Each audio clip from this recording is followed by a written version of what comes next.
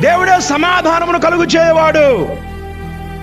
మన ఇంటి వారితో సమాధానము కావాలంటే మొట్టమొదటి విషయం ఏంటంటే క్షమించే మనసు ఉండాలి, క్షమాపణ అడిగే మనసు ఉండాలి. హల్లెలూయా. ఎవరిలో క్షమించే మనసు ఉండిద్దో, ఎవరైతే క్షమాపణ అడగగలుగుతారో ఆ కుటుంబంలో సమాధానం వచ్చింది. ఆ కుటుంబంలో ఏమొచ్చిందండి? సమాధానం వచ్చింది. నువ్వు క్షమించకపోతే ఎన్ని సంవత్సరాలైనా నీ కుటుంబంలోకి ఏం రాదంటే సమాధానం రాదు.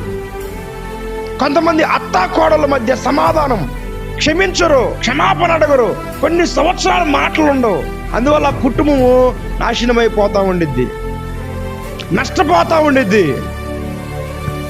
కుటుంబంలో సమాధానం కొరకు నువ్వు ప్రయత్నం చేయాలి. ఒక భక్తుడు అన్నాడు, పాపం విషయంలో తప్పితే మిగిలినవన్నీ చిన్నవేనంట.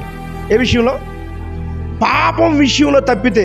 అన్నం మాడినందుకు చెప్పండి, లేదంటే సరిగ్గా సరుకులు తేనందుకు, సమయానికి అది తేనందుకు, అసలు గొడవలే కాదంట, ఏసు రక్తమే. ఒక పాపం విషయములోనే, ఏ విషయంలోనే? పాపం విషయములోనే గట్టిగా మాట్లాడాలి తప్పితే కుటుంబంలో మిగతావన్నీ కూడా లెక్కలోకి రావంట. మిగతావన్నీ కూడా లెక్కలోకి రావు. చిన్న చిన్న వాటికే గొడవలు పడి సమాధానాన్ని కోల్పోయే వాళ్ళు ఎంతమంది ఉన్నారో. ఏ విషయాల్లో? అయిపోతే అసలు సమస్యలే కావు. నువ్వేదైనా గట్టిగా మాట్లాడాలనుకుంటే పాపం విషయంలోనే. ఏ విషయంలోనే? పాపం విషయములోనే కుటుంబంలో గట్టిగా మాట్లాడాలి. మిగిలినవన్నీ పెద్ద విషయమేమి కాదు. మిగిలినవన్నీ పెద్ద విషయమేం కాదు. క్షమించే మనసు నీకు ఉండాలి, క్షమాపణ అడిగే మనసు ఉండాలి. అప్పుడే సమాధానం నీ ఇంట్లోకి వచ్చింది. సమాధానం ఉంటేనే దేవుడు నీ ఇంట్లో నివసిస్తాడు. సమాధానం ఉంటేనే నీ కుటుంబంలో ఐక్యత ఉండిద్ది.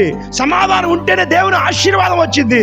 ఈ సమాధానం లేకుండా ఎన్ని సంవత్సరాలు అయితే ఉంటావో దేవుని ఆశీర్వాదం నువ్వు చూడలేవు.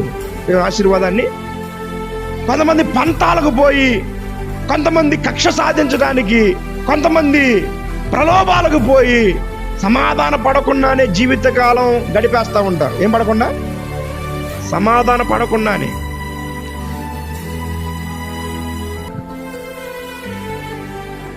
క్షమించే మనసు లేకపోతే ఎప్పటికీ నీవు సమాధానం పొందుకోలేవు.